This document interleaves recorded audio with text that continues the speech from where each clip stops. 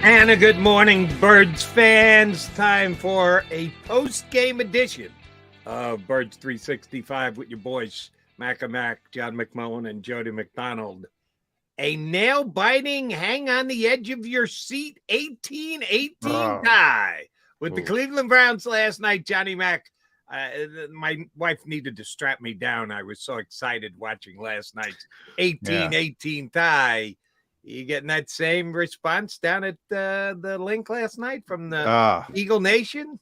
It was torture. I'm sure some people enjoyed it. I can't explain that. I mean, from the Eagles' perspective, 6 injuries. So, that's all that matters to them. They don't care about wins, losses, draws, anything. Get out there as healthy as possible. And they were not able to accomplish that yesterday. So that's the big number, 6. Some more, obviously, serious than others. Nolan Smith, Olamide Zacchaeus are fine. Those aren't serious. They could be, a day, a week, whatever, but nothing serious. And I'm hopeful. The 2 scariest ones were Tyree Cleveland, Moro Ojomo. People are much more cautious this day with head and neck injuries. Both were moving their extremities. So you can rule the worst out, and you have to see how long that's going to take. Zach McPherson, though, that looks significant, very similar to last week in Baltimore with Sean Bradley. And those might be your 2 best special teams players on the entire team. So that's a bigger deal than I think a lot of people realize, because Zach can do many things. And he saw it last night. He moved back outside. He was playing outside corner. He spent basically the entire spring and summer moving to the slot. So you could see they're trying to make him their top backup corner as a whole. Again, best gunner they have on punt coverage. He was returning punts again. Just can do a lot of things, and a very valuable player, especially on a game day, because of your ability to do all those things in a pinch. And I did not like the way that went, and we'll see. And then Josh Andrews, which I didn't see, to be honest, when Josh Andrews got hurt. But boy, they ruled him out quickly, Jody, and that's never a good sign either. So that's because they didn't have a good shot of it on TV either. Yeah, I didn't even, but they ruled him out very quickly, and that is generally not a positive sign. So that's the biggest news. The game stuff is, I guess, from a game perspective, I mean, not good for Marcus Mariota as the backup quarterback. Just flat out, I don't know how you spin it in a positive fashion. Not good. Not good. I was concerned about that pretty much from day one. I just don't think he's a very good NFL quarterback at this stage of his career. And I think a lot of people saw the name and what he was coming out of college and do the deal and thought that was an upgrade over the situation from last year. And I didn't think so. And I'm leaning more in that direction. It's not an upgrade.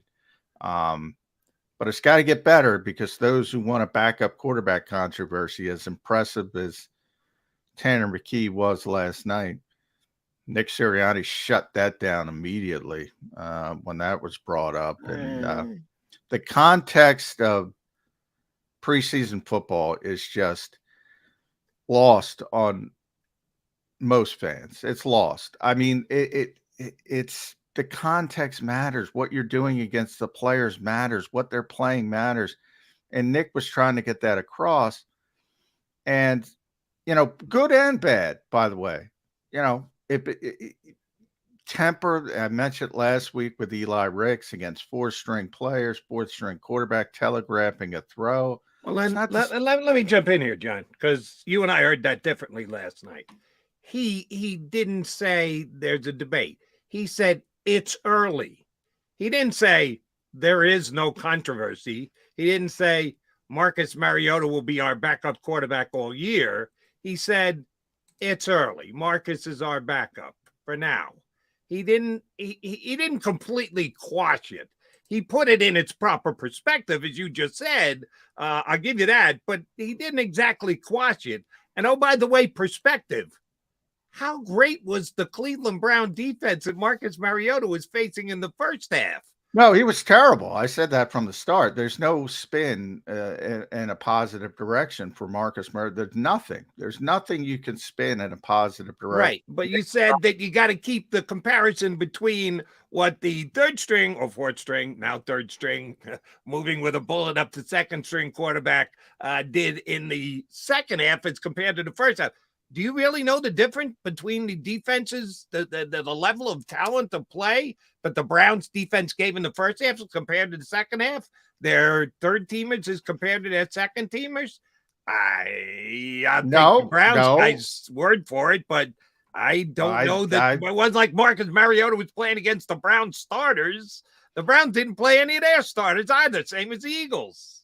No, hey, they're again, for the third time, there is no way to spin anything Marcus Mariota did in a positive direction. None. And that's why I said both good and bad with the preseason. Bad is much worse than good, obviously. It's always, anytime you want to step on the field, you want to play in a positive fashion. And that's all Tanner McKee can do, and he's been doing it. But that's kind of my point. I think if you look at it just from a framework of everything's the same, well, Tanner McKee is clearly better.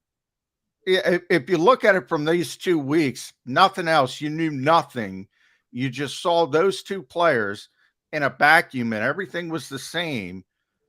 Tanner McKee's better. And the Eagles don't believe that. Are they right? Maybe they're wrong.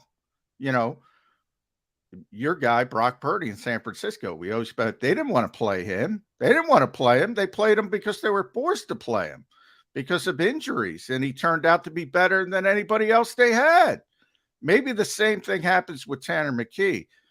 All I'm trying to tell fans is the Eagles are going to default to the veteran experience and all the games that Marcus Mariota has played and won in this league. And maybe it's the wrong decision because it looks to me like he can't play anymore, to be honest. So I'm not saying it's the right decision, but I'm saying they're not even entertaining Tanner McKee as the backup quarterback. That's all I'm trying to say. All right. So let me ask you to evaluate the Eagles again. 3 weeks ago, 4 weeks ago, the opening of camp, mid-camp, whatever, before they played either of the two preseason games they've now played or any of the joint practices. The divide between, well, shoot, we here on Birds 365 weren't even ready to put Tanner McKee ahead of Ian Book, that we thought they were on equal footing at the opening of camp, made the best man win. Well, the best man is certainly pulled out front, and the Eagles kind of tipped their hand big time by not even putting Ian Book into the game last night. Talk about a guy whose roster spot is gone. That would be Ian Book. But 3 weeks ago, the divide was this. Would you agree that the divide is this now? Still with Mariota in the lead because of experience, because of the fact that he's been in the league for 9 years and Tanner McKee is a wet behind the ear rookie. You got to at least acknowledge that he's closed the gap. Well, he should have. He should. Do you really believe the Eagles can't see that? That they'd be so blinded by experience in the league that they look past the fact that Marcus Mariota has looked bad, not good, bad for 2 weeks now. Well, here's the thing, Jody. They don't value these games. I mean, I say it all the time. They don't value these games. In practice, like Tanner McKee didn't even get any stinking reps against the Browns. You know, Marcus Mariota, the difference, forget about the joint practices because the third team guys, they don't even get any work whatsoever in the joint practices. And the practices, just normal practices with themselves. The drop off between second team reps and third team reps is enormous. And then you have a developmental period where the the third teamers and fourth teamers get some more work the last 10 minutes of practice. But it's enormous that just the number of reps, and they're not getting them prepared if it's a legitimate competition. And look, I tried to get Nick to go down the route because I asked him, how impressive, basically, to me, the most impressive thing about Tanner McKee as a young quarterback, he gets the football out, he processes quickly. Yep. His back foot hits the ground, the ball comes out. I tried to get Nick to go down that route. I said, to me, and I said to the naked eye, to me, it seems like he's ahead of most young quarterbacks. And I didn't even bring up Marcus. I was like, you've been around a lot of young quarterbacks. Is he quicker processing than most? And that's an easy question for him to say yes. And he wouldn't even say that. He said, I'm trying to bring it up as we're talking. He said, I think what you're seeing now are the defenses are a little different now preseason than in regular season. Of course, people are going to play more basic and safer. So, and then he said, I would say he gets the ball out consistently, going to the right spot on time. But that caveat, so he's been doing good. To compare him to anybody else based off 2 preseason games, I don't want to go there. I mean, I tried. I didn't even because I know he wasn't going to badmouth Mariota. You were right to form the question the way you did to try and get an answer, and he dodged you. Yeah. So it's like everything I see is like, they're getting Mariota prepared to be the backup quarterback. Now, maybe it was so bad and they changes. Anything can change, and maybe Tanner was, because the numbers, by the way, Jody, and I got to look them up. Tanner was 10 of 18. You know what? I'll throw 4 drops. 4 drops. Yeah, thank you very much. Exactly what I was going to say. He could have had much better numbers. Guys were dropping balls left and right against him. Mariota's receivers had no chance to catch the ball. No. He's skyrocketing them over their heads. McKee was delivering the football on time, on hands, and they were just flat out dropping them. So, yeah, he should have been 14 of 18, at least, maybe 15, because there was another pass that was a little bit behind, but I think it was, I forget the receiver, but he got both hands on it, and he could have been 15 of 18. But it was a difficult catch, so I didn't count that one.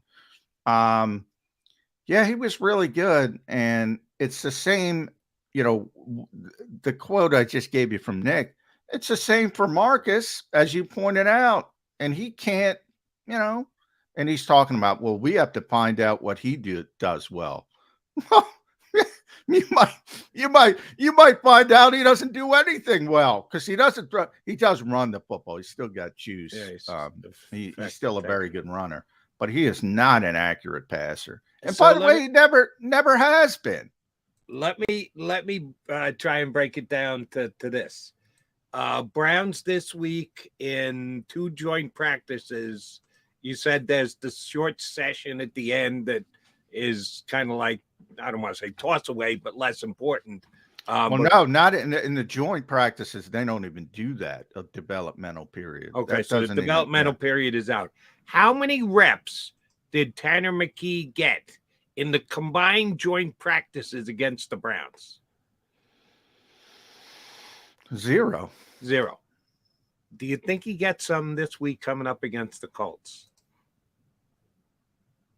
If he got 0 in 2 days against the Browns and he gets at least some against the Colts, that means the needle has been moved. Despite the fact that Nick Sirianni wouldn't answer your question last night, actions speak louder than words. Oh yeah, no. If he gets it, I was surrounded. Do I think he's going to get them? No, I don't. Okay. I hope I'm wrong. I hope I'm wrong, because I don't like Marcus Mariota a little bit as a backup quarterback, even a little bit. And I've always been in the camp of, most coaches, not all coaches, but most coaches like somebody with veteran experience as a backup quarterback. And I've always been in a category of, you know what? If I know a guy can't play, and most backup quarterbacks can't play, let's be honest. If I know a guy can't play, I'd rather have a young guy with at least some upside. I've always been in that camp.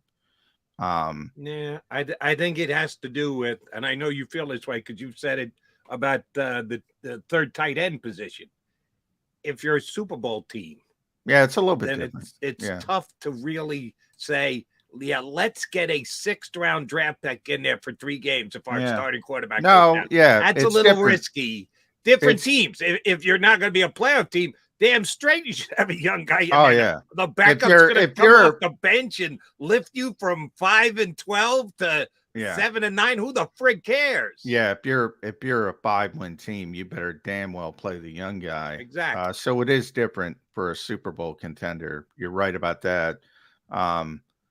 But at the end of the day, it comes down to the same thing. If a guy can't play, a guy can't play. Now, hey, maybe Marcus just had a bad day. But I watched quarterback on Netflix, and that turned me in a sour direction because he was not, for a couple reasons. One, he wasn't good as a player in Atlanta, and two, when things got tough, he also had some personal issues. He was having a kid, but he kind of left. I mean, most quarterbacks don't leave their teams. I don't know. I don't.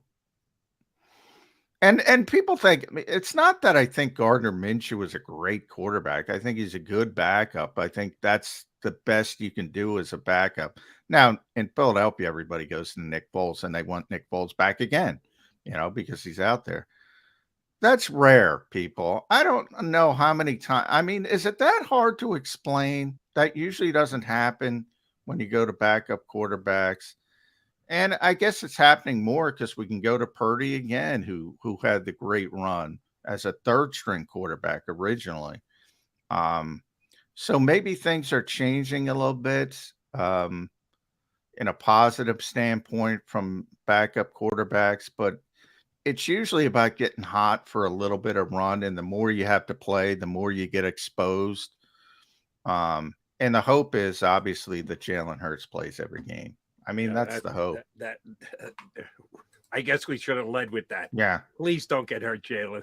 That's kind of a key for the upcoming season for the Philadelphia Eagles. He's John McMullen. I'm Jody McDonald. We got 2 good guests coming your way. We're going double D on you today. That would be Paul Domwich from 33team.com. He's going to join us in hour number 1. Andrew DeCecco from Inside the Birds, both their podcasts and .com, is going to join us a little bit later. So there's no reason for you to go anywhere for the next hour and change. Keep it right here on Birds 365.